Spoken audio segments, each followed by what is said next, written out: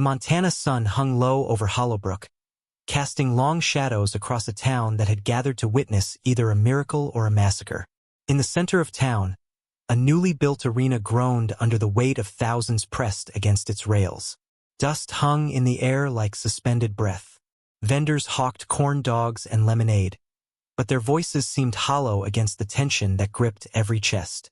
Inside the corral, a stallion the color of midnight moved like a thunderstorm given legs, his eyes reflecting something wild and untamed that no amount of money could purchase. Before we jump back in, tell us where you're tuning in from, and if this story touches you, make sure you're subscribed, because tomorrow, I've saved something extra special for you. Victor Caldwell, the man who seemed to own half the valley and coveted the other half, stood on his platform with a cigar between his teeth and a check for $2 million in his breast pocket. He had brought this beast from the badlands of Wyoming, not to tame it, but to prove a point. That some things in this world could not be gentled, only conquered or broken. Cowboys had tried.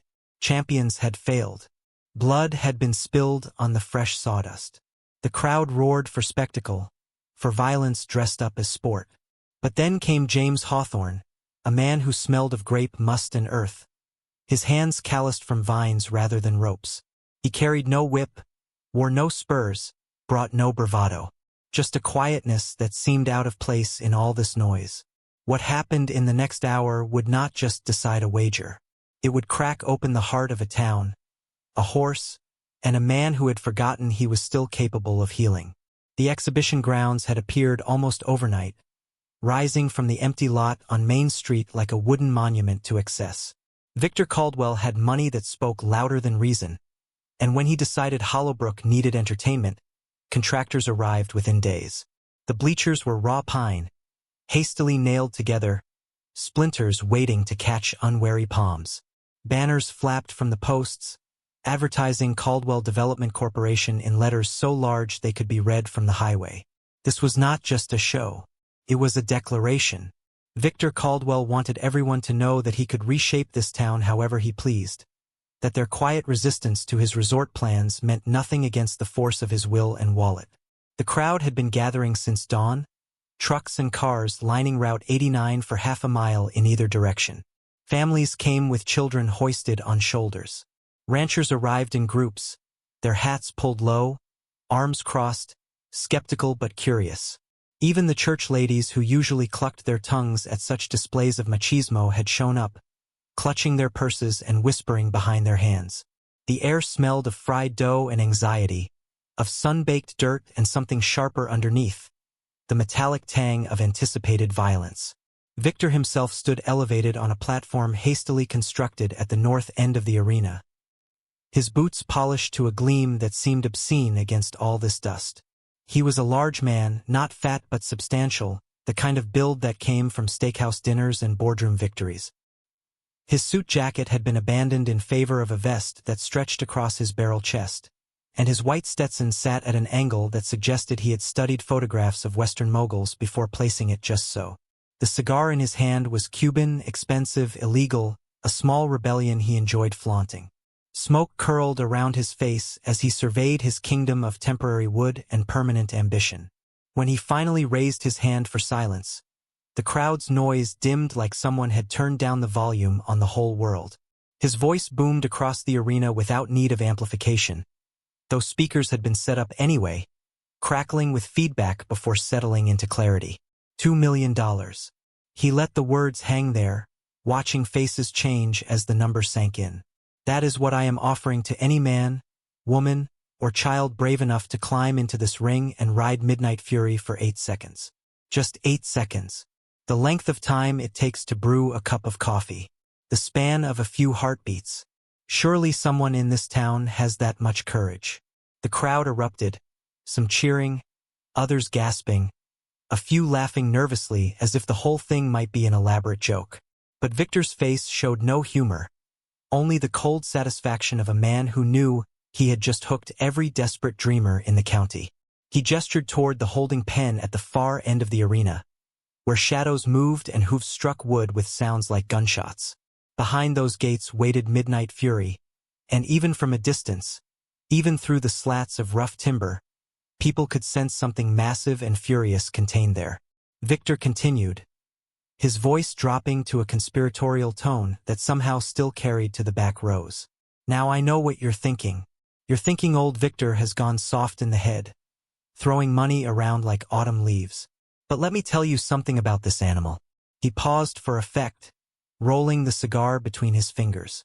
This stallion was rescued, if you want to call it that, from an illegal racing operation outside Laramie.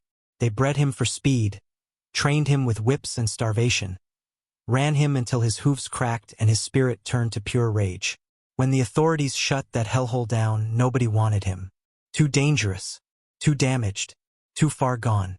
A murmur rippled through the audience, some sympathetic, others merely intrigued by the drama. Victor smiled, sensing he had them exactly where he wanted. So I bought him, paid good money to transport him here, to give you fine people a chance at glory and wealth.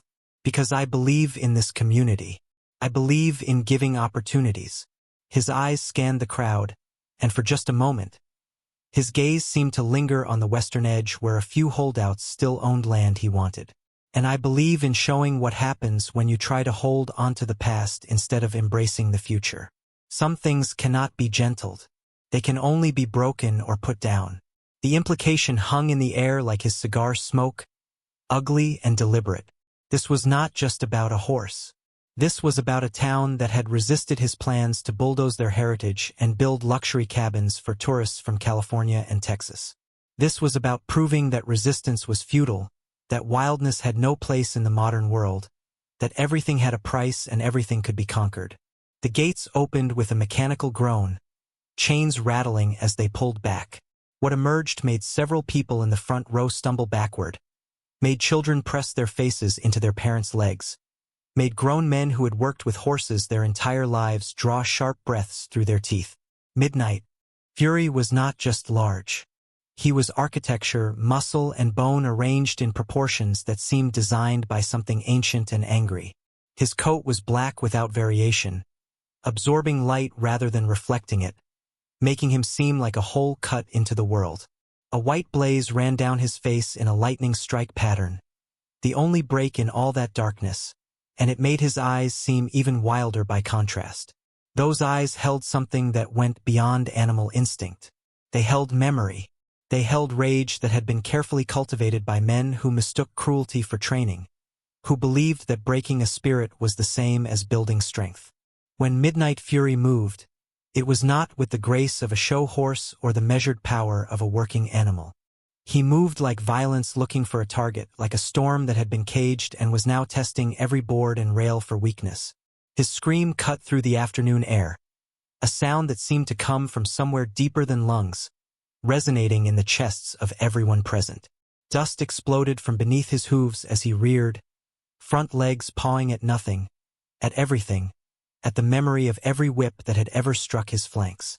When he came down, the impact shook the wooden platform where Victor stood, and for just a heart, preparing and narrating this story took us a lot of time. So if you are enjoying it, subscribe to our channel. It means a lot to us. Now back to the story. Heartbeat. The real estate mogul's smile flickered. The first challenger did not wait for invitation. He vaulted the rail with the confidence of youth and too many rodeo trophies, his rope already spinning above his head in practiced loops. His name was Derek something, a kid from Billings who had driven down specifically for this, who had won junior championships and believed his own press clippings. He wore bright blue chaps and a shirt with pearl snaps, his hat tilted at an angle that suggested he thought this would be easy. He lasted 11 seconds. Not on the horse, but in the arena itself. Midnight Fury did not charge immediately. Instead, he went still, a predator's stillness that was somehow more terrifying than movement. Then he exploded forward with speed that seemed impossible for something so massive, closing the distance before Derek could adjust his stance. The impact when the stallion's shoulder connected with the young cowboy's chest sounded like a truck hitting a deer. Derek flew backward, his rope tangling around his own arm, and hit the dirt in a cloud of dust that obscured whether he was moving or not. Two men rushed in with ropes from side gates, creating enough distraction for others to drag Derek out. He was conscious but gasping, his chest bruised purple already, His confidence shattered more thoroughly than his ribs. The crowd made sounds, some sympathetic, many simply excited that the spectacle had begun in earnest. Victor's voice boomed across the speakers. Well, now that's one down. Who's next? Surely Hollowbrook has tougher stock than that city boy. The challenge to local pride worked exactly as intended. 3 more men climbed over the rails in quick succession, each convinced they had the measure of the beast, each certain that experience and local knowledge would be enough. They were wrong.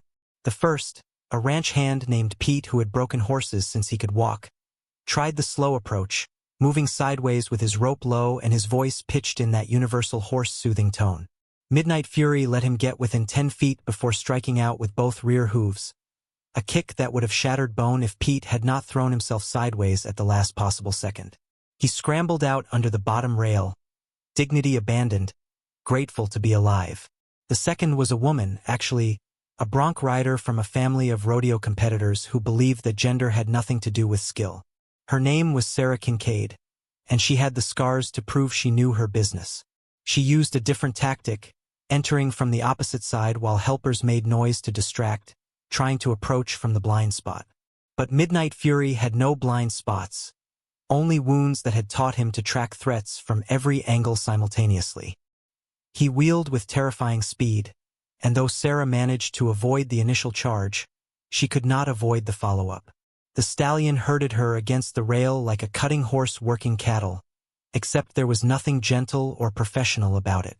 She climbed out with hoofprints on her jacket and fury in her eyes, not at the horse but at Victor, at this whole sick display. The third challenger was older, a man named Frank Ortega who trained horses for the big ranches up north, who had handled everything from wild mustangs to imported warmbloods. He brought patience and experience, a calm that came from 3 decades of work.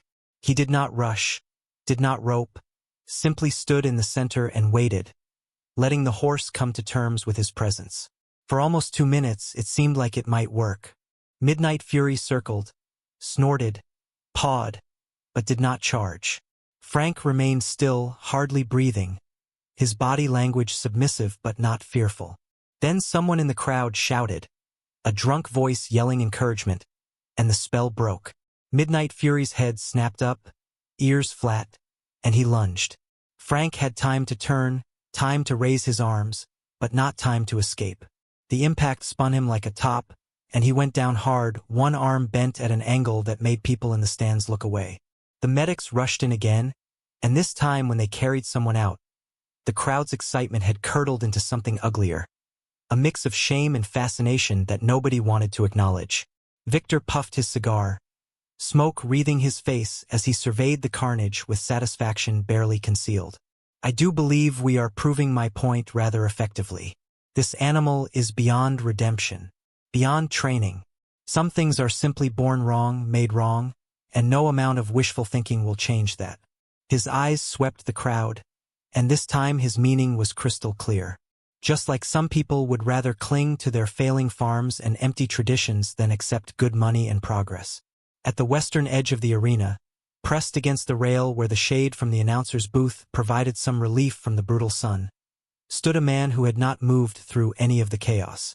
James Hawthorne, called Hawk by everyone who knew him, which was most of the town, had arrived late, parking his battered truck at the very end of the line and walking the quarter-mile to the grounds. He had not intended to come at all. The whole thing struck him as obscene, the kind of spectacle that said more about human ugliness than animal nature. But he had been in town anyway, dropping off crates of grapes at the farmer's market, trying to make enough from his harvest to cover another winter of bills and loneliness. He was 47 years old but looked older, the kind of weathering that came from sun and grief rather than simple time. His hair was still mostly brown, shot through with gray at the temples, kept short because it was easier than caring.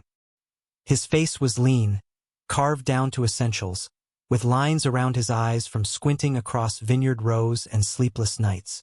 He wore what he always wore, denim that had been washed into softness, a shirt that had once been dark green but had faded to something closer to sage, boots that had been resold twice because buying new ones seemed wasteful. Nobody noticed him at first.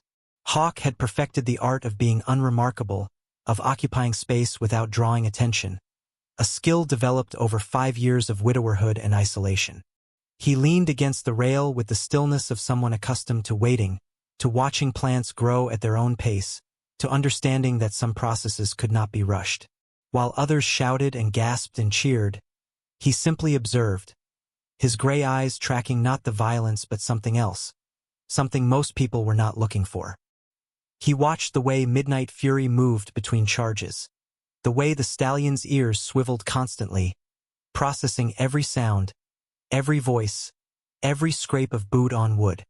He noticed how the horse's breathing came in sharp bursts, not from exertion but from perpetual vigilance, from a nervous system that had been taught that rest meant pain, that lowering your guard meant punishment. He saw the way the animal positioned himself always with his hindquarters to a corner, minimizing the angles of potential attack, the defensive posture of something that had been hurt too many times to trust open space. Most people saw rage. Hawk saw terror wearing a rage mask. Most people saw an animal that needed to be dominated. Hawk saw a creature that needed something humans had failed to provide, which was simply to be left alone until he remembered he could choose something other than violence. Hawk understood this because he had spent 5 years doing exactly the same thing, except his defensive posture was a failing vineyard and his rage mask was a politeness so thorough it kept everyone at a comfortable distance. The afternoon sun had shifted, throwing new shadows across the arena, and still the challengers came. What had started as bravado had transformed into something darker, a kind of collective madness where pride and desperation merged into reckless determination. Victor Caldwell had touched something raw in the town's psychology, had understood that $2 million was not just money but vindication. Escape, proof that someone from Hollowbrook could beat the odds stacked against them by men exactly like him. A trio of brothers from the Anderson Ranch entered together, thinking that numbers would succeed where individual skill had failed. They were big men, all 3 of them, built from generations of hard work and harder winters. Their plan was simple and brutal. Distract from multiple angles, rope from behind, overwhelm through sheer persistent pressure. They had used similar tactics on wild cattle, on escaped bulls, on horses that had gone feral in the backcountry. They moved with the coordination of people who had worked together their entire lives, spreading out in a triangle formation, their ropes already loose and ready. Midnight Fury watched them with an intelligence that seemed almost human in its calculation. His head moved slowly, tracking each brother, measuring distances and angles with the precision of something that had learned geometry through survival. For a long moment, nothing happened. The brothers advanced, step by careful step, their boots raising small puffs of dust that hung in the still air. The crowd had gone quiet, sensing that this might be different, that 3 against 1 might finally shift the equation. Then the stallion moved, and it was like watching choreographed chaos. He did not panic or simply charge. Instead, he targeted the weakest point in their formation, the youngest brother who had positioned himself slightly too far from the others. Midnight Fury feinted toward the oldest brother on the left, drawing his attention and his rope, then reversed direction with explosive speed that defied his massive frame. The youngest brother, caught between advancing and retreating, hesitated for just a fraction of a second. That hesitation was enough. The impact lifted him off his feet and sent him tumbling, his rope flying loose, his hat spinning away like a wounded bird. The other 2 brothers shouted and moved to help, but the stallion was already between them and their fallen sibling, a living wall of muscle and fury that dared them to try. The oldest brother, a man named Tom who had never backed down from anything in his 43 years, tried anyway. He swung his rope in wide loops, yelling to distract, moving in from the side. Midnight Fury kicked out without even looking, a blind strike that was somehow perfectly aimed, and Tom's rope went flying from hands suddenly nerveless with pain. The middle brother, seeing both his siblings down or disabled, made the smart choice and scrambled over the rail, then reached back to help drag the youngest to safety. Tom retreated slowly, clutching his hands, backing toward the gate while keeping his eyes locked on the stallion. The crowd erupted in a chaos of reactions, some booing the brothers for giving up, others applauding their survival, most simply making noise to process what they had witnessed. Victor's voice cut through the cacophony with practiced ease. "Well now, I suppose 3 heads are not better than one when you're dealing with a force of nature. He paused to relight his cigar, which had gone out during the excitement. The gesture was deliberately casual, a show of unconcern that made his next words land harder. Perhaps we are asking the wrong question here. Perhaps the question is not whether anyone can ride this beast, but whether anyone should. Perhaps some things are simply beyond redemption. The words hung in the air, and people shifted uncomfortably because everyone knew Victor was not really talking about a horse anymore. He was talking about their town, their way of life, their stubborn insistence on maintaining something he viewed as economically obsolete. The subtext was clear as the Montana sky. Sell your land, accept progress, stop fighting the inevitable, or be trampled like everyone who had entered that arena. A man named Joseph Whitaker, who ran a small cattle operation on land that his grandfather had homesteaded, climbed the rail with fire in his eyes. He was not young, not particularly skilled with horses, but he was angry in a way that made him dangerous to himself. He carried a long pole with a loop at the end, the kind used for catching livestock from a distance, and his face was set in lines of grim determination. He had 3 sons in college, tuition bills that kept him awake at night, and a mortgage that Victor had recently acquired from the local bank. He was not here for sport. He was here because $2 million meant freedom from debt, meant his boys could finish their education, meant he could tell Victor Caldwell exactly where to shove his buyout offers. He lasted longer than most, not through skill but through sheer stubborn refusal to leave the arena. When Midnight Fury charged, Joseph used the pole to keep distance, jabbing and retreating, creating a moving barrier between himself and those flashing hooves. The crowd began to murmur with something like hope, thinking that maybe defensive tactics could work where aggression had failed. Joseph circled, keeping the fence always at his back, using the pole like a lance to deflect rather than attack. But horses, especially horses like Midnight Fury, have patience when it serves them. The stallion stopped charging, stopped the dramatic displays of power, and simply followed.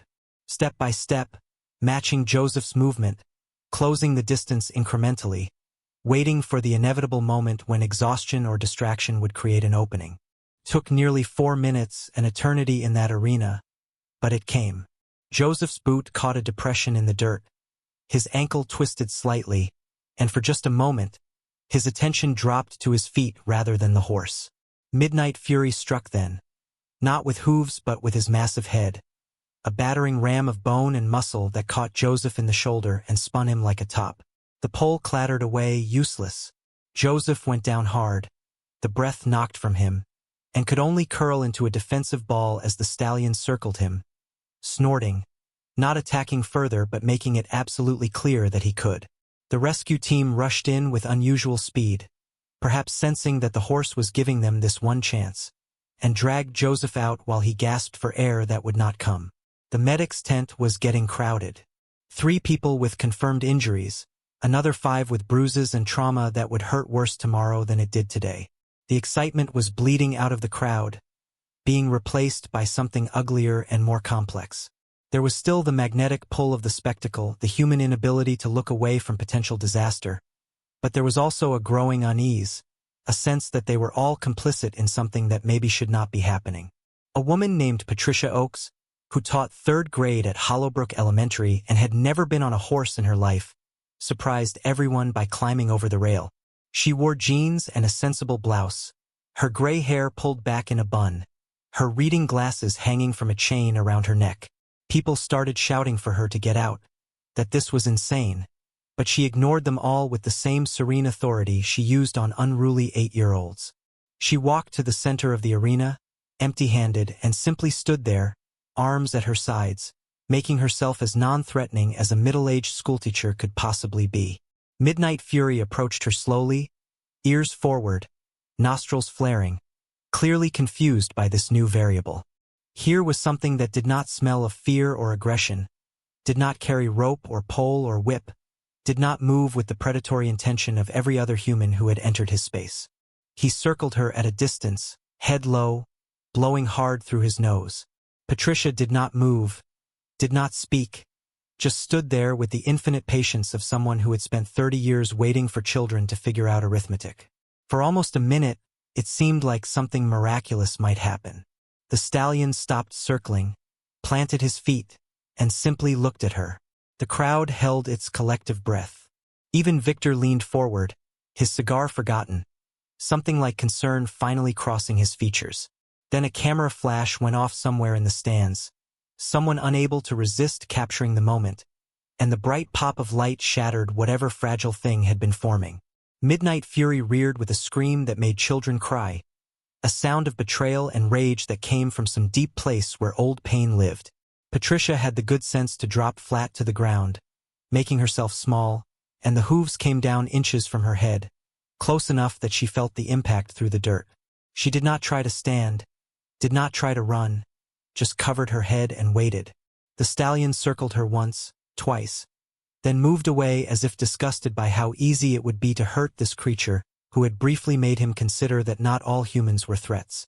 The rescue team came for her, but Patricia walked out on her own, shaking but unhurt, her face pale but composed.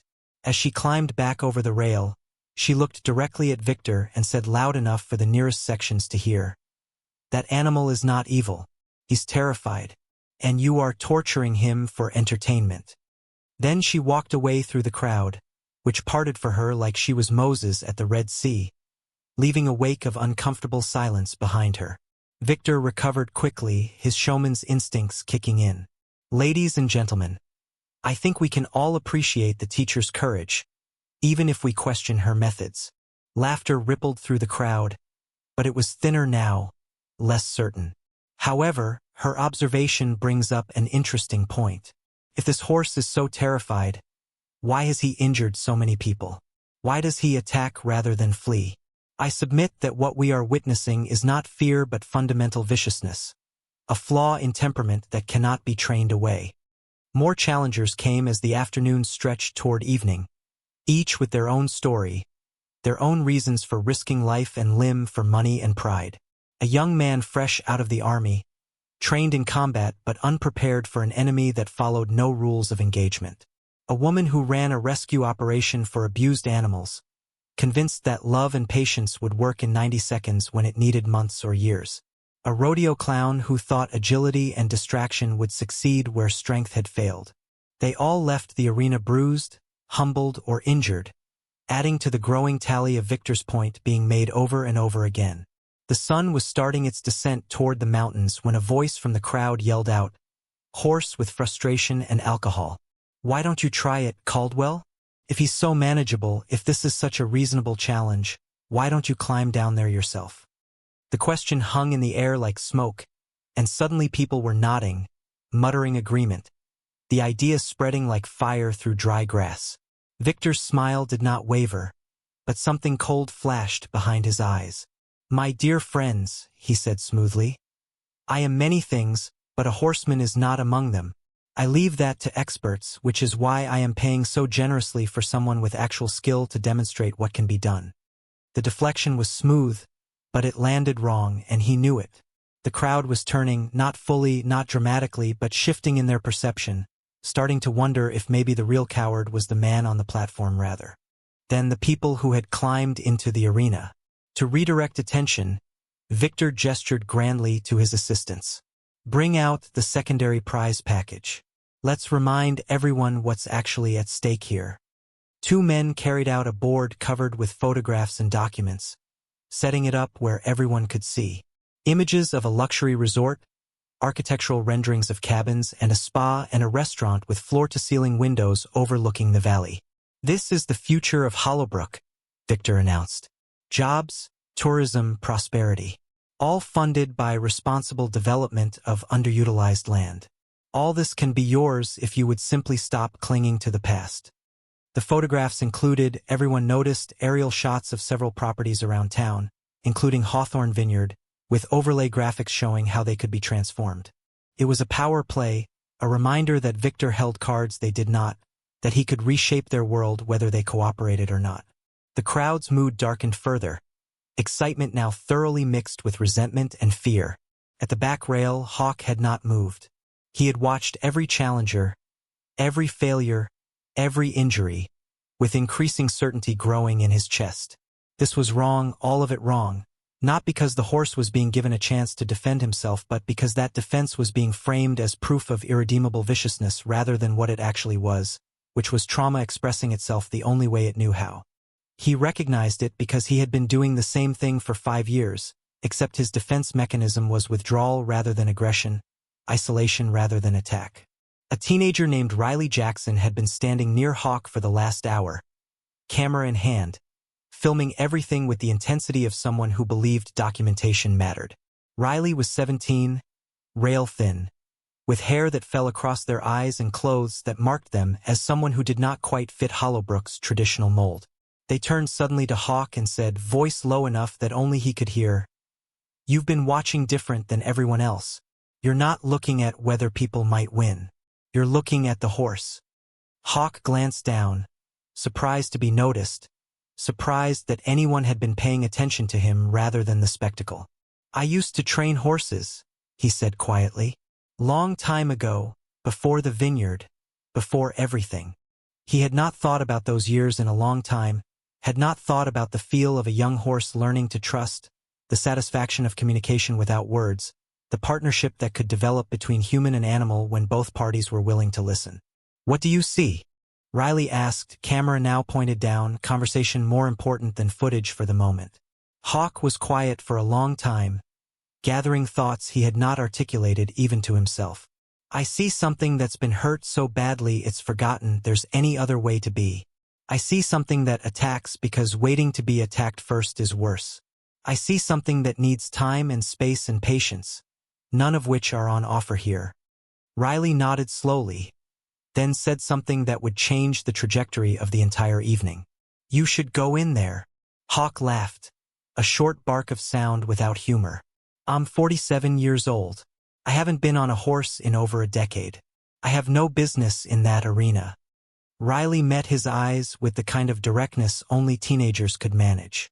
"I didn't say you should ride him. I said you should go in there. There's a difference." Before Hawk could respond, another challenger entered the ring, and attention swung back to the spectacle. This one was a professional, or claimed to be, a man who traveled the country doing exhibitions at county fairs and horse shows. His name was Marcus something, and he came with equipment, a special saddle, and a technique he promised would work. He spent 5 minutes talking to the crowd about his credentials before even entering the arena, building anticipation, setting himself up as the one who would finally succeed where locals had failed. He lasted 18 seconds, which was longer than most but still so far short of the 8-second requirement that it hardly mattered. His special saddle ended up trampled in the dirt, his technique revealed as nothing more than standard bronc riding approaches that assumed the horse would eventually tire. Midnight Fury did not tire. If anything, he seemed to gain energy from each encounter, as if every human who entered his space confirmed what he had learned, that they were all threats, all sources of pain, all things to be driven away or destroyed. The professional left limping, his pride more injured than his body, and Victor's laughter boomed across the speakers. "Well, folks, I think we have thoroughly established that this challenge is genuine. No amount of training, equipment, or experience seems sufficient." He pulled out a pocket watch, made a show of checking it. "We have perhaps an hour of good light left. Any more brave souls? Or should we call it a day and acknowledge that some battles cannot be won?" The crowd had thinned somewhat, people leaving as the excitement soured into something uncomfortable, as the injuries mounted and the spectacle revealed its uglier underpinnings. Those who remained were either die-hard believers that someone would eventually succeed, or people who could not look away from disaster, or individuals like Hawk who had reasons of their own for staying. The atmosphere had shifted from carnival to something more like a wake, mourning not the horse but some idea of themselves that had failed in that arena. Sheriff Marcus Webb, who had been watching from near the announcer's booth with increasing concern, finally stepped forward and had a quiet conversation with Victor. Their words were not audible, but their body language told the story. Webb, gesturing toward the medic's tent, toward the crowd, toward the horse. Victor, shaking his head, pointing to contracts and releases, arguing that everything was legal and above board. Webb's face hardening.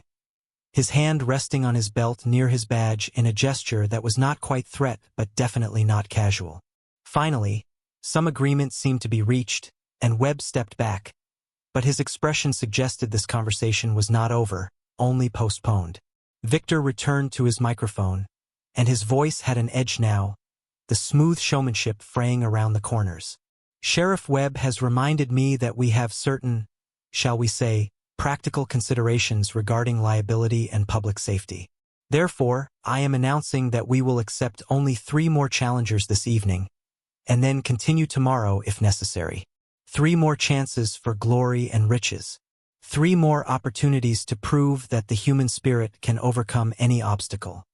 The words were right, but the delivery was off, too sharp, too defensive. A young woman with fire-red hair climbed the rail immediately, not wanting to lose her chance. She was small but moved with the confidence of someone who had spent time around large animals. Her approach was different from the others, more cautious, more observant. She did not try to rope or ride, simply tried to approach close enough to touch, to make some kind of contact that might satisfy the challenge's vaguest interpretation. Midnight Fury allowed her closer than he had allowed most, perhaps confused by her lack of aggressive intent, perhaps simply tired from the long day of constant vigilance. She got within 6 feet before he pinned his ears and charged, and she barely made it over the rail in time, the wood splintering where his hooves struck a second after she rolled to safety. She came up laughing, adrenaline making her giddy, alive in a way that office jobs and ordinary life never provided. Almost, she shouted to no one in particular, almost had it, but almost counted for nothing here, and she knew it. The second of the final 3 was an older man, grizzled and weathered, who claimed to have gentled Mustangs in Nevada back when that was still legal and common. He had a voice like gravel and hands that looked like they had been broken and healed multiple times. His method was patience itself, standing near the rail and making soft, clicking sounds, waiting for curiosity to override fear.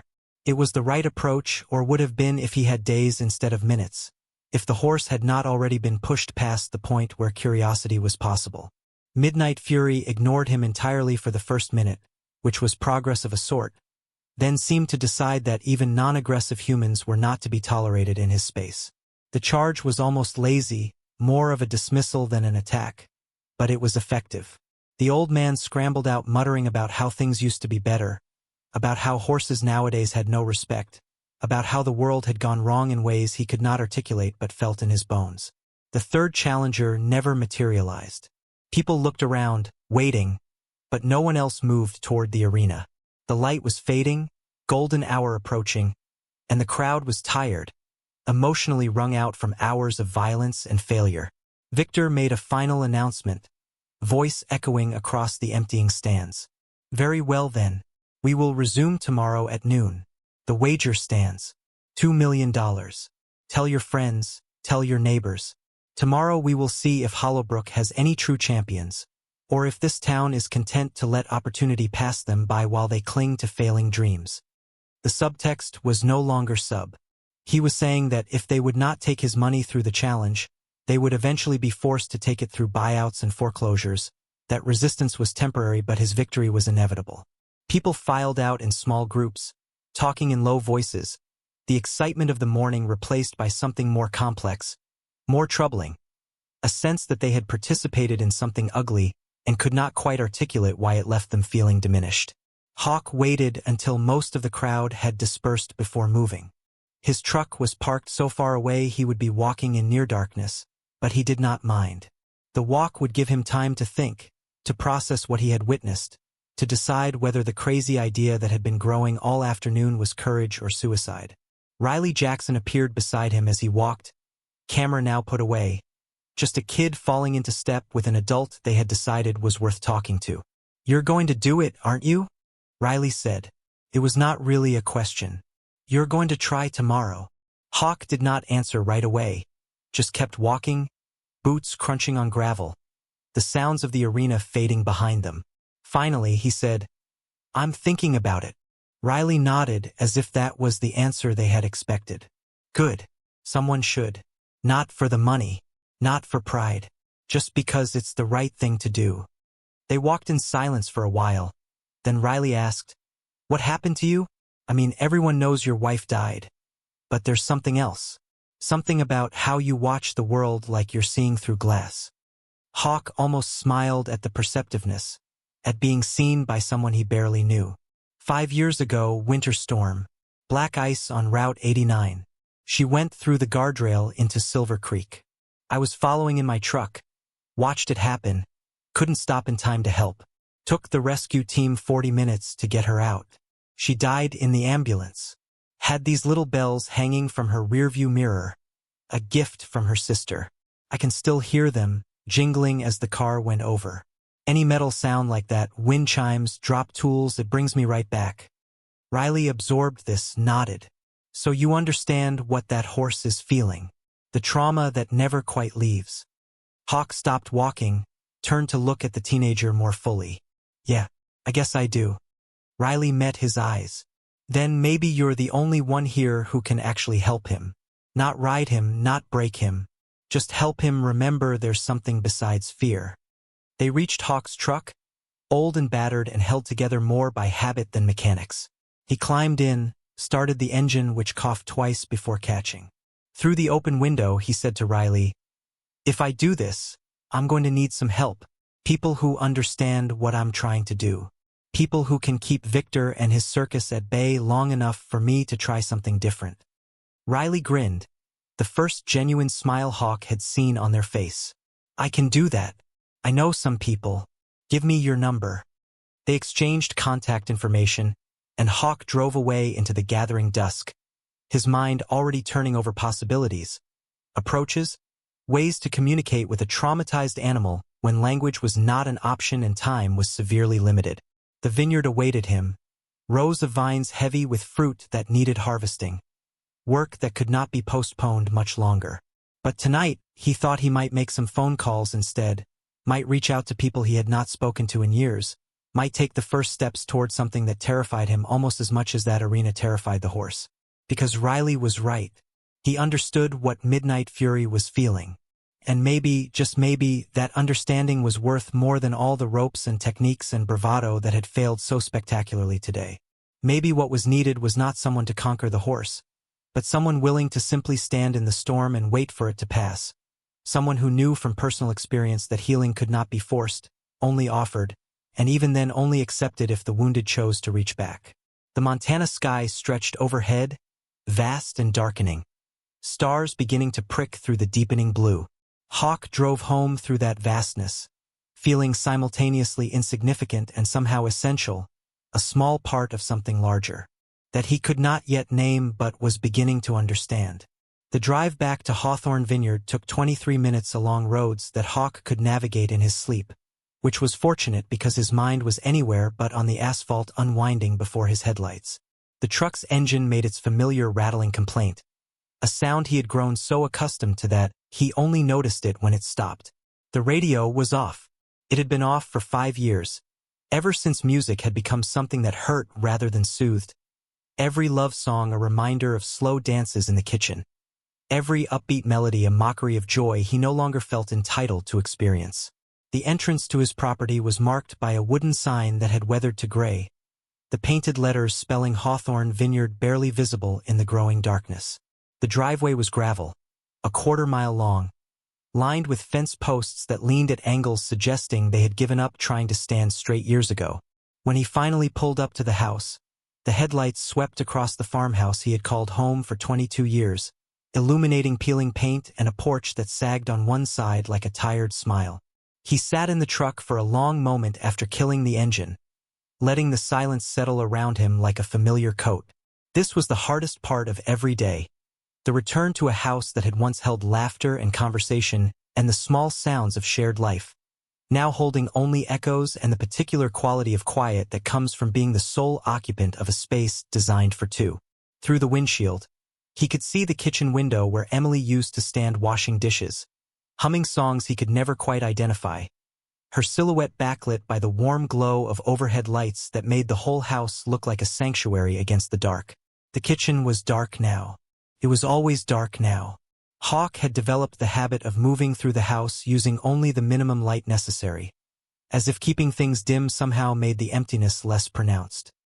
He finally climbed out of the truck, boots crunching on gravel, and made his way to the porch.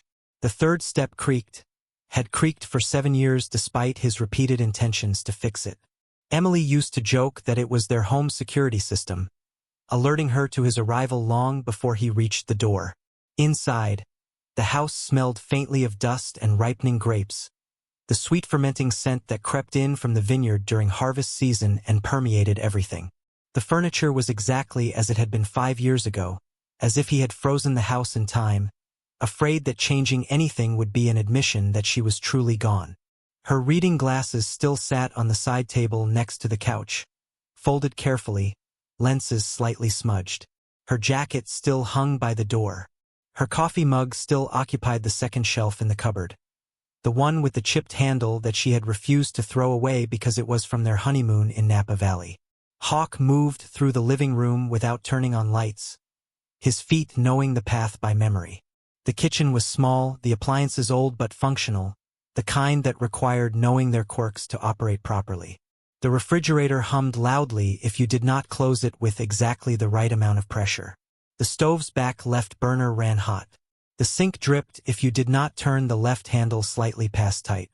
He had lived with these imperfections so long they had become features rather than flaws, personality traits of a house that had sheltered generations. He opened the refrigerator more for the light than because he was hungry, surveying contents that told the story of a man who ate to survive rather than enjoy. Leftover pasta in a container 3 days old. Cheese that was probably still good. Bread that definitely was not. A half-empty jar of grape jam he had made last season in a fit of productivity that had not been repeated. Condiments that outlived relationships. He grabbed the pasta container and ate it cold, standing at the counter, not bothering with the formality of a plate or the time required to heat it. Through the kitchen window, he could see the vineyard stretching away in rows that disappeared into darkness.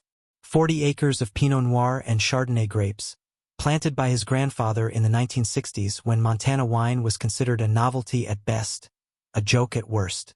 3 generations of Hawthorns had worked this land, had learned its moods and microclimates, had understood that these northern grapes required patience and attention that warmer regions could take for granted. The vines were old now, gnarled and thick-trunked, producing smaller yields than modern commercial operations but with concentration of flavor that made wine enthusiasts seek out his bottles. Except he had not made wine in 3 years. The equipment sat idle in the barn, the oak barrels gathering dust, the bottling line silent.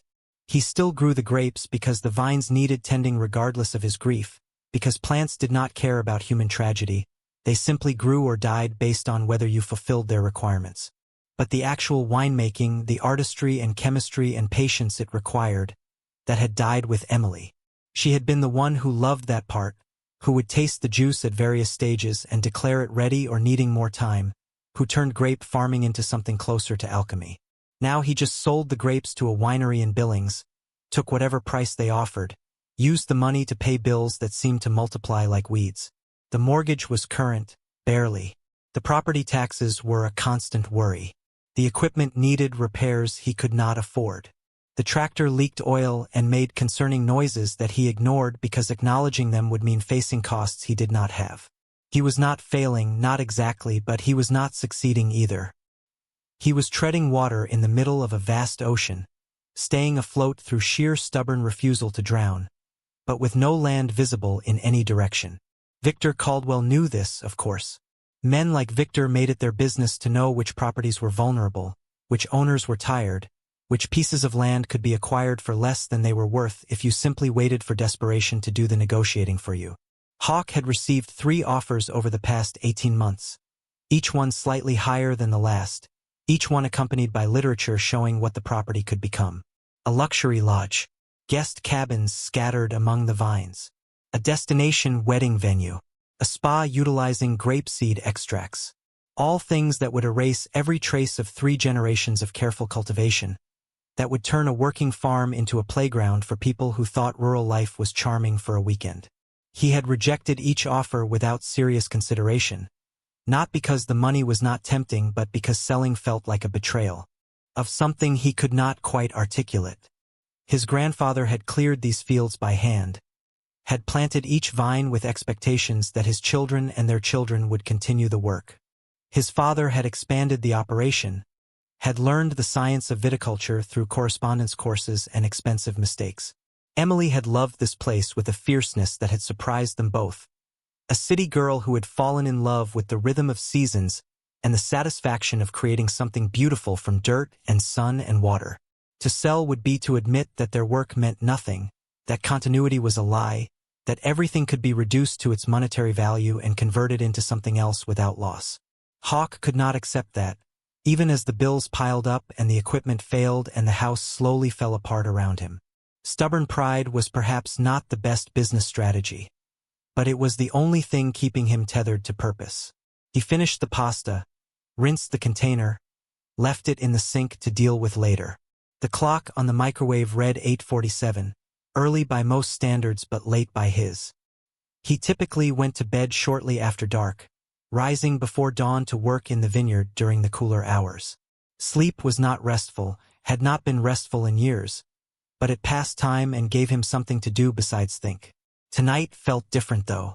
Tonight his mind was buzzing with possibilities and fears, with the image of that stallion's eyes and the weight of Riley's words and the growing certainty that he was about to do something either very brave or very stupid.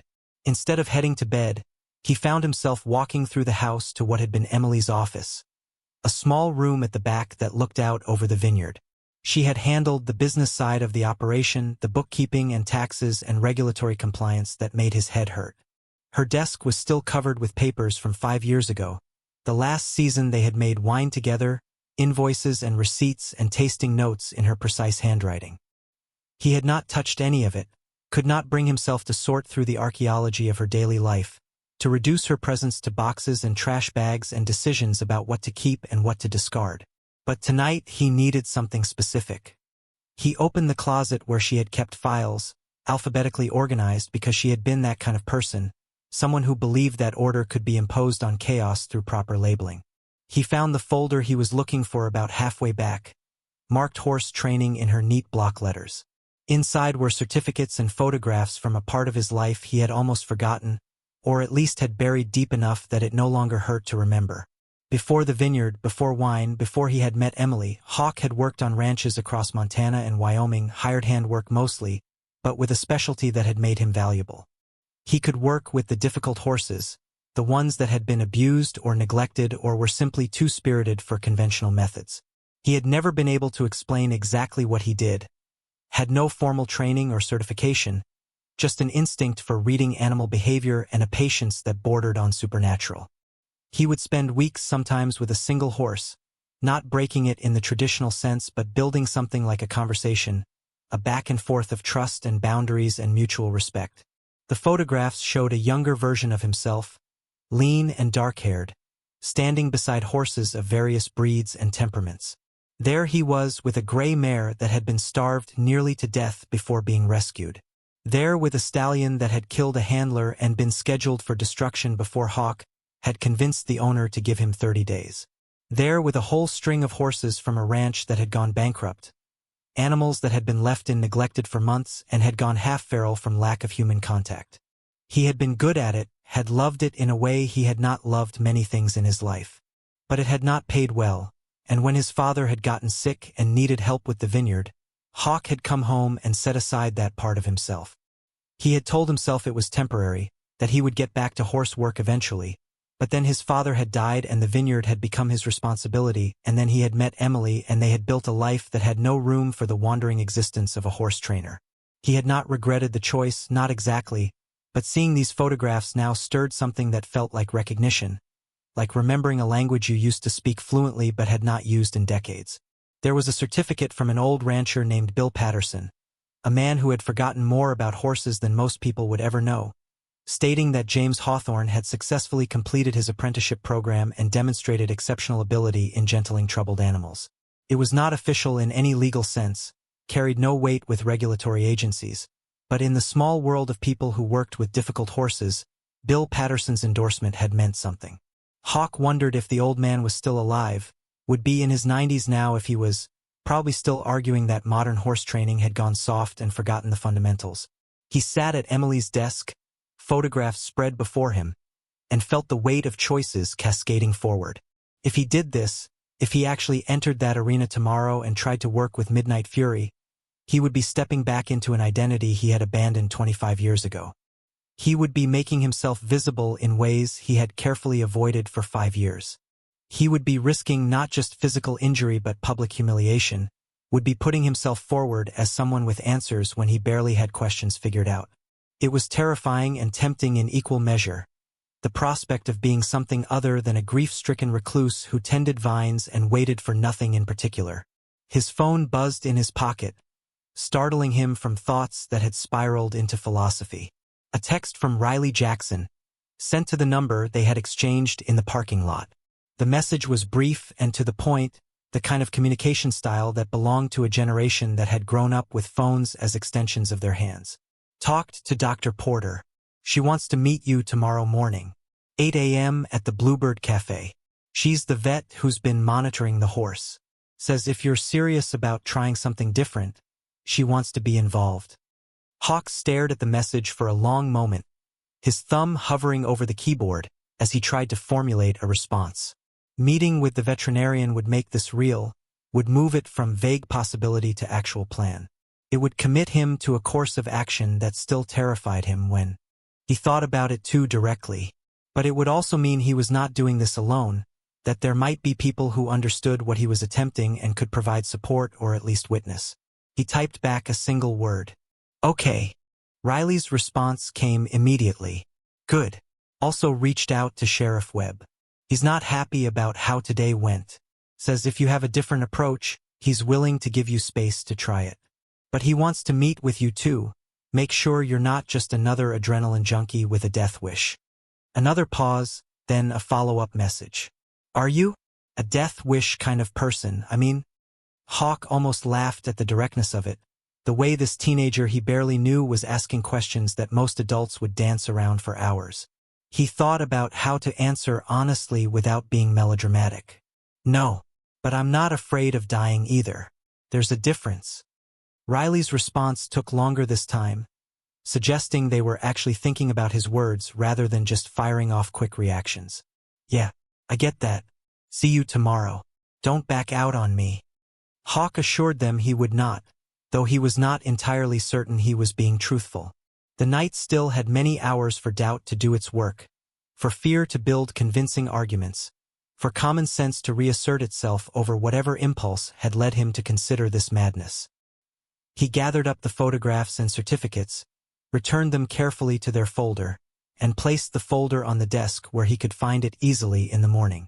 He would bring it with him, he decided, not to show anyone necessarily but as a reminder to himself that he had done this kind of work before, that it was not completely insane to think he might do it again. The past could be a burden or a resource, depending on how you carried it.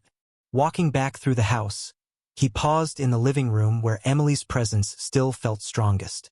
There was a photograph on the mantel, the two of them at their wedding, young and impossibly optimistic, believing that love was armor against anything the world might throw at them. They had been happy, genuinely and simply happy, in ways that seemed almost naive from this side of tragedy. She had made him better, had drawn out parts of himself he had not known existed, had given him permission to be softer than his ranching background had allowed. I don't know what I'm doing, he said aloud to the empty room, to her memory, to himself. I don't know if this is brave or stupid or just another way of running from everything I should be dealing with. But that horse, you should see that horse. He's so angry and so scared, and everybody sees the anger but nobody sees the fear underneath. And I just keep thinking that if I don't try, if I let Victor prove his point that some things are beyond saving, then what does that say about me? About us? About whether any of this matters? The house offered no answer, just the familiar sounds of settling wood, and the distant hum of the refrigerator, and the whisper of wind through the vines outside. But speaking the words aloud helped somehow, made the decision feel less like something happening to him and more like something he was choosing. Emily had always encouraged him to choose, to act rather than be acted upon, to engage with life even when engagement hurt. He climbed the stairs to the bedroom, each step a familiar creak, and changed into the clothes he slept in, which were really just older versions of the clothes he worked in. The bed was too large for one person. A king size they had bought early in their marriage with vague plans for children that had never materialized. He slept on his side, leaving her side untouched as if she might return any night and slip under the covers beside him. It was irrational and he knew it, but rationality had very little to do with grief. Sleep came in fragments, interrupted by dreams that mixed memory and imagination into narratives that made sense only in the moment. He was in the arena with midnight fury, except the horse had Emily's eyes and spoke in her voice, telling him things he could not quite hear over the sound of wind chimes that were actually the bells from her rearview mirror, the ones that had jingled as her car left the road. He woke sweating, heart racing, the red numbers of the bedside clock reading 2:17. He forced himself to breathe slowly, to count backwards from 100, to use the techniques a grief counselor had taught him years ago before he had stopped going to counseling because talking about it only made it more real. Eventually, he drifted off again, and this time the dreams were quieter, less fraught. He was working in the vineyard during harvest, the sun warm on his back, the weight of grape clusters in his hands. Emily was somewhere nearby. He could not see her, but he could hear her humming, that wordless melody she had always hummed while working. It was peaceful in the way that dreams of routine work can be, the satisfaction of completing necessary tasks without drama or revelation. When he woke at 5:30, his usual time, the sky outside was just beginning to lighten, that deep blue that comes before dawn proper. His body ached in the way that 47-year-old bodies ache after days of physical labor, a constellation of minor pains that he barely registered anymore. He showered, shaved out of habit rather than vanity, and dressed in clean work clothes that nevertheless looked exactly like his dirty work clothes. Downstairs, he made coffee in the ancient percolator that had belonged to his grandmother, a process that took longer than any modern method but produced a brew strong enough to strip paint. He drank the coffee standing at the kitchen window, watching as light crept across the vineyard, illuminating the rows of vines heavy with fruit that needed picking soon. The harvest was maybe a week away, possibly less if the weather held. He would need help, would need to hire the crew he used every year, migrants who followed the crops north and knew grape work better than most locals. The timing was going to be tight, trying to deal with this horse situation while also managing harvest, but there was no good time for any of this. Life did not wait for convenient scheduling. By 7:15, he was in the truck heading back toward town, the folder of horse training certificates on the seat beside him, a thermos of coffee wedged into the cup holder, the sky now fully light and promising another clear day. The Bluebird Cafe was on Main Street, across from the hardware store, a place he rarely visited because eating alone in public had become something he avoided. But this morning the parking lot was already half full, ranchers and businesspeople grabbing breakfast before starting their days. The comfortable bustle of a small-town cafe that served as informal community center and news hub. Riley was waiting outside, leaning against the cafe's front window, phone in hand but eyes scanning the street. They straightened when they saw Hawk's truck, waving him toward a parking spot near the back. As he climbed out, Riley walked over, and he noticed they were dressed more carefully than yesterday, as if trying to look adult and professional. Jeans without holes and a button-up shirt that had actually been ironed. "Dr. Porter is already inside," Riley said. "Corner booth. She's been here since 7:30. I think she's nervous about this whole thing." "That makes two of us," Hawk replied, then followed Riley into the cafe. The interior was exactly what you would expect from a Montana diner that had been operating since the 1950s, red vinyl booths and formica tables and a counter with swivel stools where old-timers drank endless coffee and solved world problems. The air smelled of bacon and coffee and toast, smells that normally would have made his stomach growl but this morning just made him feel slightly queasy with anticipation. Dr. Elizabeth Porter was indeed in the corner booth, and she looked up as they approached, assessing Hawk with the same careful attention she probably gave to sick animals. She was younger than he had expected, mid-30s maybe, with dark hair pulled back in a practical ponytail and eyes that were simultaneously kind and analytical. She stood to shake his hand, her grip firm and professional. "Mr. Hawthorne, thank you for meeting with me. Riley has been telling me some interesting things about your background." They slid into the booth, Riley scooting in beside Dr. Porter, leaving Hawk on the opposite side. A waitress appeared immediately, poured coffee without being asked, recited the breakfast specials in a tone that suggested she had done this 10,000 times before, and disappeared to give them time to decide. None of them looked at the menus. "Call me Hawk," he said, "and I'm not sure how interesting my background is. Used to work with horses a long time ago. Haven't done it in years. Might be crazy to think I still can." Dr. Porter smiled, and it softened her professional demeanor into something more approachable. "Crazy is most of what I saw yesterday. At least your crazy comes from a place of wanting to help rather than wanting to prove something. That's an improvement." She pulled out a tablet, swiped through some screens, and turned it toward him.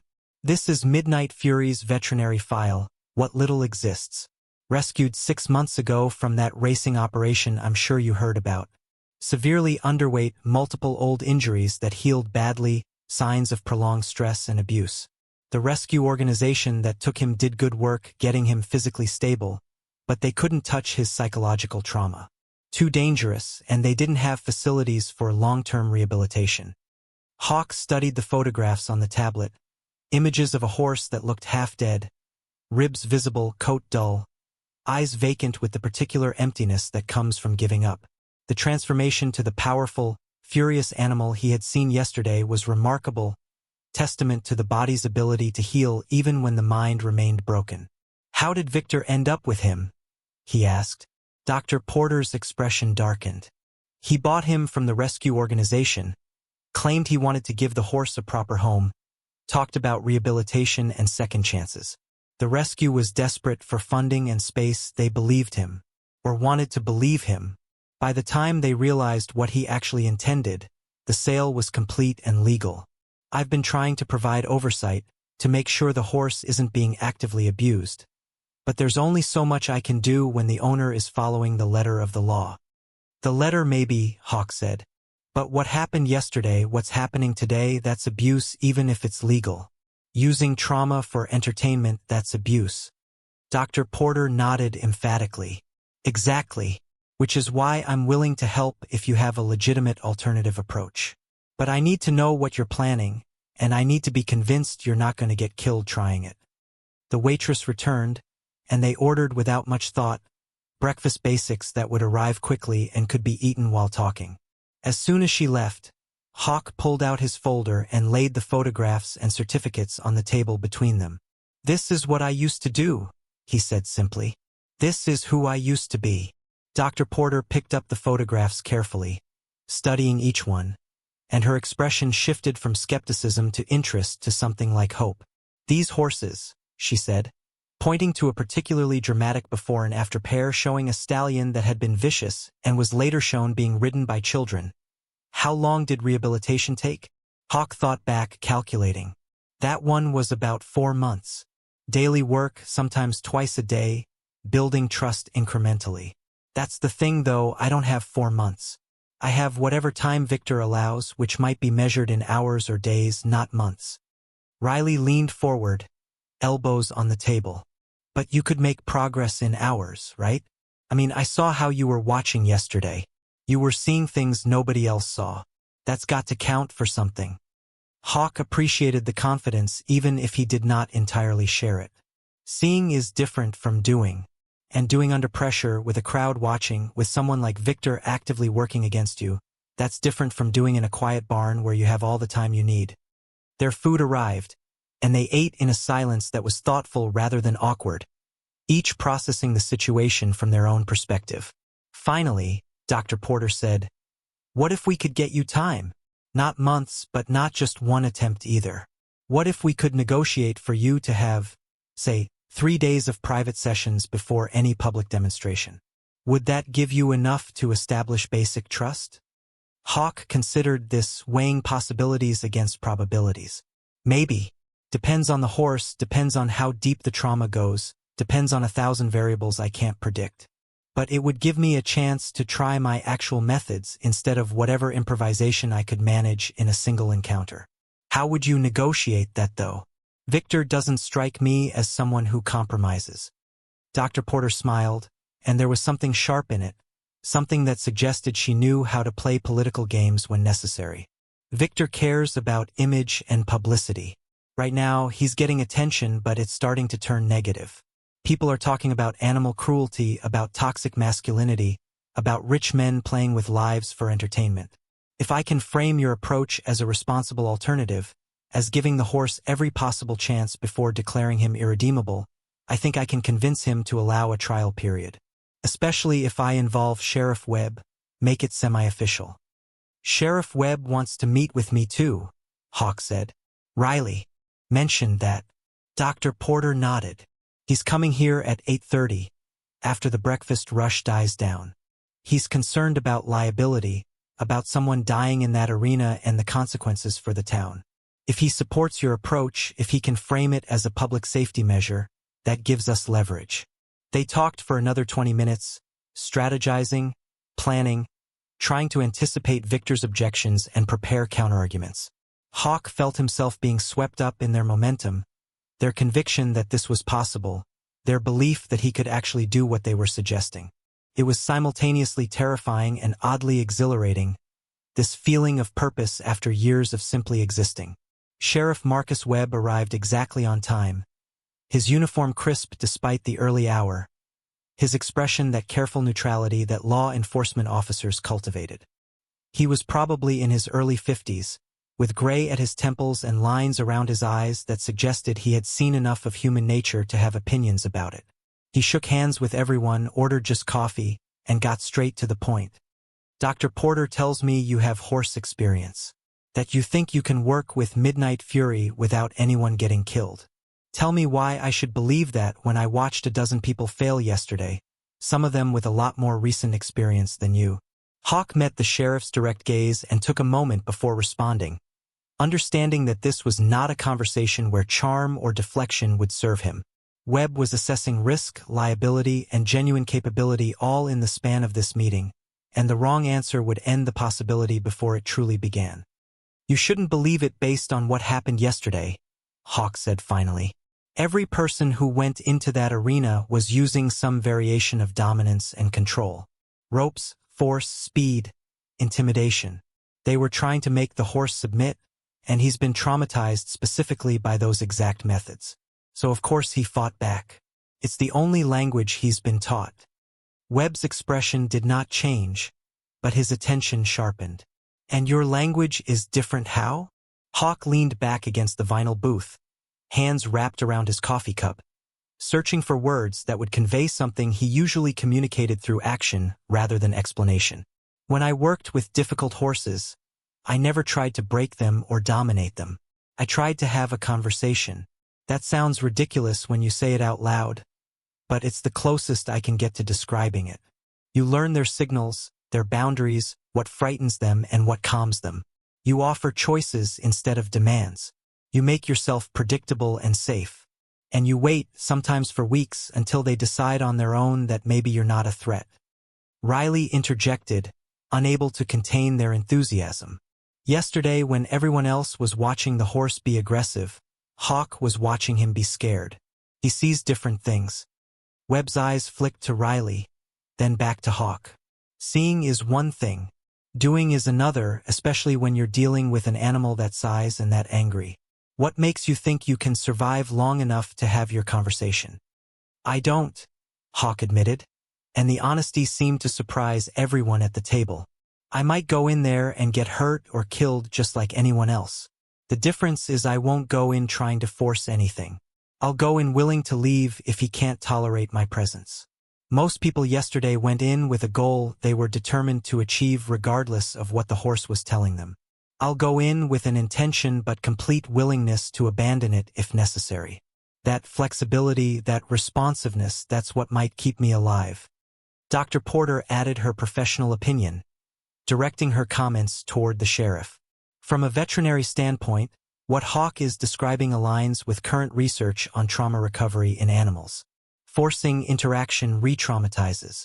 Offering choice and control facilitates healing. The problem is it takes time, and time is not something we've been given much of. But even a few days of proper approach could make a difference, could at least demonstrate whether this horse is truly beyond help or just beyond help using conventional methods. Webb pulled out a small notepad, the old-fashioned kind that seemed anachronistic in an era of smartphones and tablets, and made a few notes with a pen that had his name embossed on the side. "Here's what I can do," he said after a moment. "I can't stop Victor's exhibition.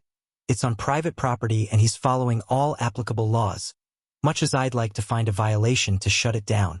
But I can require certain safety modifications as conditions for continued operation. Mandatory rest periods for the animal. Limited number of attempts per day. Veterinary monitoring between every challenge." He looked at Dr. Porter.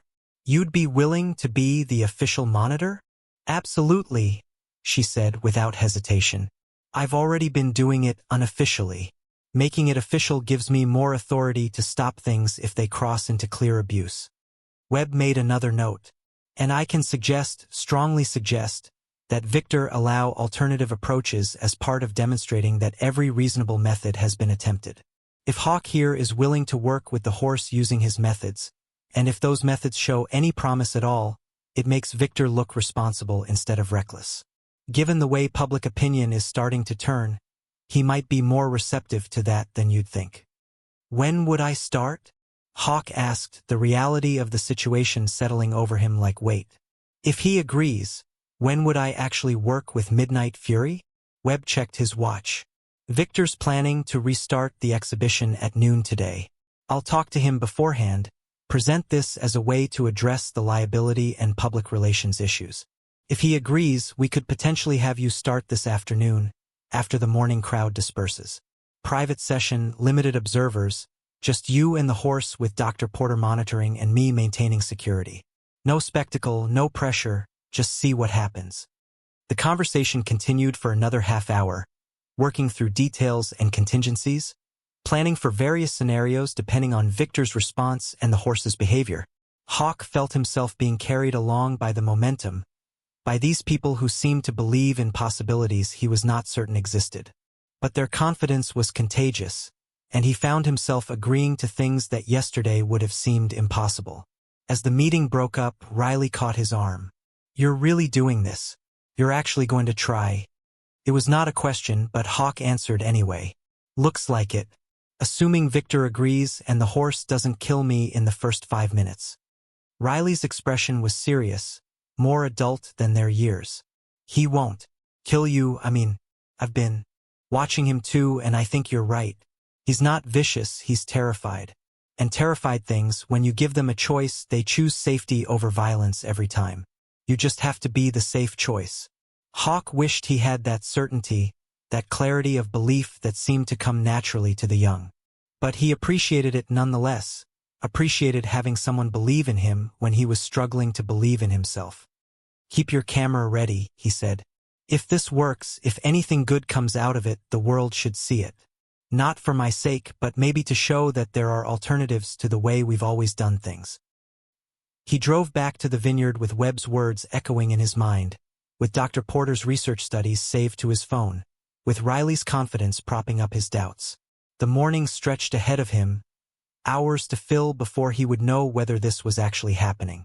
He threw himself into vineyard work, checking sugar levels in the grapes, examining leaves for signs of disease or pest damage, doing the 100 small tasks that constituted maintaining 40 acres of perennial crops. The physical labor helped settle his mind, the familiar motions allowing thoughts to process in the background while his hands stayed busy. He thought about the horses he had worked with decades ago, trying to remember techniques and approaches that had worked, trying to anticipate what might be different about this situation. Midnight Fury was not like the ranch horses he had gentled. Those animals had been neglected or poorly trained, but most had not been actively tortured. The racing operation that had produced the stallion sounded like it had been systematically cruel, had deliberately used pain as a training method, had broken something fundamental in the animal's ability to trust. Could that be repaired? Could trust be rebuilt after such thorough destruction? Hawk honestly did not know. Human trauma could sometimes be healed, but it required willing participation from the traumatized person, required them to choose recovery and work toward it. Animals could not make that choice consciously, could only respond to their environment and conditioning. If he could create an environment where the horse felt safe enough to lower his defenses, even briefly, maybe that would be enough to start. Maybe one moment of connection could open the possibility of more. His phone rang shortly after 11, Sheriff Webb's number on the screen. Hawk answered while stripping off his work gloves, tucking the phone between shoulder and ear. "Hawk? It's Webb. Talk to Victor. He's agreed, though not happily. You can have 3 sessions with the horse, starting today at 2 p.m. Each session can last up to 2 hours. After that, if you want to continue, you'll need to show tangible progress or he pulls the plug and goes back to the open challenge format." What constitutes tangible progress? Hawk asked, thinking about how vague that criterion was, how easily Victor could claim insufficient improvement. Webb seemed to anticipate the concern. "Dr. Porter and I will make that determination, not Victor. As long as the horse is showing reduced stress responses, increased calm behavior, or any movement toward accepting your presence, we'll consider that progress. The bar is not perfection, just movement in the right direction." "Okay," Hawk said, then realized that was insufficient. "Thank you, Sheriff, for making this happen, for giving this a chance." Webb's response was dry. "Don't thank me yet. You might end up hating me for putting you in that position. 2 p.m. at the exhibition grounds. Come to the back gate, we'll have the area cleared of civilians. And Hawk, be careful. That horse has already hurt a lot of people. I don't want to be writing a report about you becoming a statistic." The call ended, and Hawk stood in the middle of his vineyard with the phone still in his hand, the weight of commitment settling fully. This was happening. In 3 hours, he would be in an enclosed space with an animal that had proven itself dangerous, with nothing but decades-old skills and questionable judgment to protect him. It was possibly the stupidest thing he had done in years, and that was including the time he had tried to repair the barn roof during a windstorm. He went back to the house, showered off the vineyard dirt, and changed into clothes that were clean but still work-appropriate. He made and ate a sandwich without tasting it, his mind already in that arena, already planning first steps and backup plans and escape routes. He checked his truck's fuel level, confirmed his phone was charged, sent a brief text to Riley letting them know the schedule. Then, because he could not think of anything else to do and sitting still was making him more anxious, he walked through the vineyard one more time, as if the grapes might offer wisdom or at least distraction. The vines were heavy with clusters that had reached that perfect balance of sugar and acid, ready or nearly ready for harvest. His grandfather had taught him to taste the grapes, to let the juice tell him when the time was right. He plucked a single grape from a cluster, rolled it between his fingers, then bit into it. The burst of flavor was complex, sweet but with enough tartness to provide structure, with hints of the soil and sun that had fed it. Perfect. These grapes were absolutely perfect, and if he did not harvest them in the next week, they would overripen and lose that balance. The timing could not be worse for this horse situation, but when was the timing ever good for anything important? Life had a way of piling complications on top of each other, demanding that you juggle multiple impossibilities simultaneously while pretending you had everything under control. He thought about Emily, about how she would have responded to this situation. She would have been worried, absolutely, would have tried to talk him out of it initially. But once she realized he was committed, she would have supported him completely, would have probably shown up with supplies and contingency plans and that particular blend of practicality and optimism that had made her indispensable. God, he missed her. 5 years had not diminished that missing, had only changed its texture from sharp agony to dull constant ache. People said time healed, but that was not quite accurate. Time just taught you to live with wounds, to function despite them, to build your life around the holes instead of trying to fill them. He carried her absence everywhere, had built his isolation around it like a fortress, and now he was about to step outside those walls for the first time in years. At 1:30, he climbed into his truck and headed back toward Hollowbrook, the folder of horse training materials on the seat beside him like a talisman. The drive felt simultaneously too long and too short, his mind racing ahead while his hands gripped the steering wheel with unnecessary force. The exhibition grounds came into view, and he could see that the parking area was still crowded, Victor apparently having no shortage of spectators willing to watch people get hurt for the price of admission. He bypassed the main entrance and drove around to the back gate as instructed, where a deputy he did not recognize waved him through, and directed him to park near a small cluster of vehicles that included Dr. Porter's SUV and Sheriff Webb's official truck. The back area was quieter, separated from the main arena by temporary fencing and canvas screens that blocked the view from the crowd. This was where Midnight Fury was being held between exhibition periods, in a smaller corral that allowed him to move but kept him contained. As Hawk approached on foot, he could see the stallion pacing the perimeter, his movements restless and powerful, his head tossing occasionally as if throwing off invisible restraints. Dr. Porter emerged from a small tent that had been set up as a monitoring station, medical supplies and equipment visible inside. "He's been agitated all morning," she said by way of greeting. "The crowd noise, the constant activity. He's not getting any rest between challenges. This environment is terrible for him." "Has anyone else tried today?" Hawk asked, watching the horse's movement, reading the tension in every muscle. "3 attempts between 10 and noon, she said, consulting a tablet. "All failures, 1 injury requiring stitches. Victor's getting frustrated, which is making him meaner, which is riling up the crowd. The whole atmosphere is toxic." Sheriff Webb joined them, having been talking with the deputy at the gate. "We've cleared this area of all non-essential personnel. It'll be you, the horse, Dr. Porter monitoring from outside the fence, and me maintaining perimeter security. Riley's here too, asked permission to film if you're okay with it." Hawk nodded. "That's fine. Where do I enter?" Webb pointed to a gate on the far side of the corral, opposite from where the horse was currently pacing. "We'll open that when you're ready. Take your time. There's no clock on this session, you've got the full 2 hours if you need it. Just try not to get killed in the first 5 minutes, it would look bad in my report." The attempt at humor fell flat, but Hawk appreciated the effort. He walked slowly toward the gate, his boots crunching on packed dirt, his breathing already adjusting to the slower rhythm he would need to maintain once inside. Behind the canvas screens, he could hear the crowd noise from the main arena, could hear Victor's amplified voice announcing something about special demonstrations and unprecedented challenges. The man was a carnival barker at heart, selling spectacle regardless of the cost. Riley appeared, camera in hand but lowered respectfully. "You've got this," they said with more confidence than the situation warranted. "Just remember what you told me. You're not trying to conquer him, you're just trying to have a conversation." Hawk managed a small smile. "Let's hope he's in the mood to talk." He turned to Dr. Porter. "If it goes bad, if he charges and there's real danger, don't hesitate to intervene. I'm not trying to be a hero here." "Understood," she said. "But I think you'll be surprised. I've been watching him all morning, and I think he's exhausted. Not physically, but mentally and emotionally. He's been in fight mode for so long, I think part of him is desperate for a reason to stop fighting."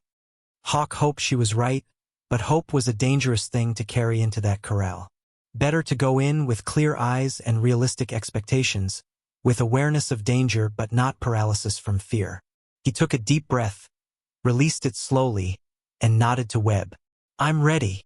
The gate swung open with a metallic creak that made the horse's head snap around, ears flat against his skull, eyes focusing on this new variable in his environment. Hawk stepped through slowly, keeping his body relaxed, his movements smooth and predictable. He did not look directly at the stallion, understanding that direct eye contact was often interpreted as challenge or threat. Instead, he angled his body slightly sideways, presenting less of his profile, making himself appear smaller and less confrontational. Midnight Fury went completely still, the sudden absence of movement somehow more menacing than his earlier pacing. Hawk stayed near the gate, not advancing, not retreating, just standing and breathing. For counts in, 6 counts out, the rhythm he had learned decades ago, the pattern that seemed to communicate calm to animals that had forgotten what calm felt like. The afternoon sun beat down, reflecting off the packed dirt and making the air shimmer with heat. Sweat was already forming on Hawk's back, soaking into his shirt, but he ignored it. The horse blew out hard through his nostrils, a sound like a small explosion, dust puffing around his muzzle. His ears swiveled forward slightly, confusion entering his expression alongside the aggression. Here was a human in his space, but a human who was not advancing, not threatening, not carrying ropes or whips or any of the tools of control. A human who was simply existing in the same space, asking for nothing, demanding nothing, just breathing. Hawk lowered himself slowly to a crouch, making his profile even smaller, reducing the threat level further. It was a vulnerable position, one that would make escape or defense difficult if the horse charged. But vulnerability was part of the language he was trying to speak. I am not here to hurt you. I am small and slow and unthreatening. You have all the power here. I am choosing to be defenseless because I trust that you will not hurt me unless I give you reason. Of course, the horse could not understand those specific thoughts, but animals were remarkably good at reading body language and intention. Midnight Fury took 3 steps closer, head lowered, nostrils working as he tried to catch Hawk's scent from across the corral. Another step, another. Each movement was deliberate, controlled, the approach of a predator or prey trying to determine whether this strange creature was threat or opportunity or something entirely new. Hawk maintained his crouch, his breathing steady, his eyes fixed on a point on the ground about 6 feet in front of him. In his peripheral vision, he tracked the stallion's movement, watching for the tension that would precede an attack, the bunching of muscles that would give him perhaps a second of warning. But that tension was not appearing. The horse was wary, confused, but not actively aggressive. 15 feet away, 10 feet, close enough now that Hawk could see the white blaze in detail, could see the scars partially hidden under the black coat, could read the history of pain written in the animal's body. I know, Hawk said softly, voice barely above a whisper, not expecting comprehension but offering the comfort of gentle sound. I know it hurts. I know they broke something in you that shouldn't have been breakable. I know you don't see any reason to trust ever again. The horse's ears pricked fully. Forward, the first time Hawk had seen that since watching from the crowd yesterday. The words themselves meant nothing, but the tone carried meaning, carried something that was not threat or demand or anger. Midnight Fury stopped at 8 feet, close enough to reach Hawk in a single lunge if he chose, close enough that those hooves could crush bone with minimal effort. They stayed like that, frozen in tableau, man crouched and vulnerable, horse poised between approach and retreat, between violence and something else. Time stretched, measured only by breathing and heartbeats. Hawk's knees began to ache from the prolonged crouch, his thighs burning with the effort of maintaining the position, but he did not move. Movement would break whatever fragile thing was forming in the space between them. The stallion lowered his head further, neck extending, muzzle reaching toward Hawk but not quite touching. Hawk could feel the warm exhale of the horse's breath on his arm, could smell the animal scent of him, sweet grass and sweat and fear. Still he did not move, did not reach out, did not try to force connection. The horse had to choose this, had to decide on his own that maybe, possibly, this particular human was different from all the others who had hurt him. That's it, Hawk whispered. You're doing great. You get to decide. You're in control here, not me. The horse's muzzle moved closer, actually touched Hawk's shoulder for just a moment. The contact light as a butterfly landing, then withdrew. That brief touch sent electricity through Hawk's entire body. Not fear but something more complex. Recognition of a barrier beginning to crack, of a possibility opening. This was further than he had dared hope to get in a first session, this moment of voluntary contact however brief. Then, as if the touch had frightened him, Midnight Fury jerked his head back, spun, and trotted to the far corner of the corral. His body tense again, ears flat. The moment had passed. Hawk slowly stood from his crouch, his knees protesting, and turned to face the horse across the distance. He did not try to approach, did not try to rebuild what had just dissolved. Instead, he simply stood there, continuing to breathe, continuing to be present, offering the gift of not pursuing. They stayed like that for another 20 minutes, Hawk standing calm and still, the horse pacing and snorting and occasionally stopping to look at him with what might have been curiosity or might have been residual aggression. It was impossible to know for certain, impossible to read with complete confidence. But Hawk felt something had shifted, some small adjustment in the dynamic between them. When Sheriff Webb finally opened the gate to signal the end of the session, Hawk backed out slowly, keeping his eyes soft, his movements smooth. Outside the corral, Dr. Porter was practically vibrating with suppressed excitement. Did you see that? He touched you. Voluntarily.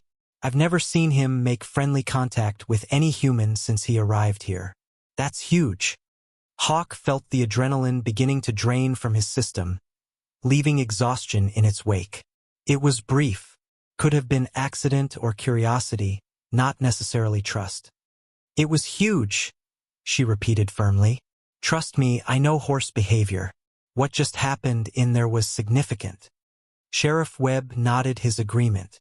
I was ready to pull you out 3 times in the first 5 minutes, thought he was going to charge. But he didn't.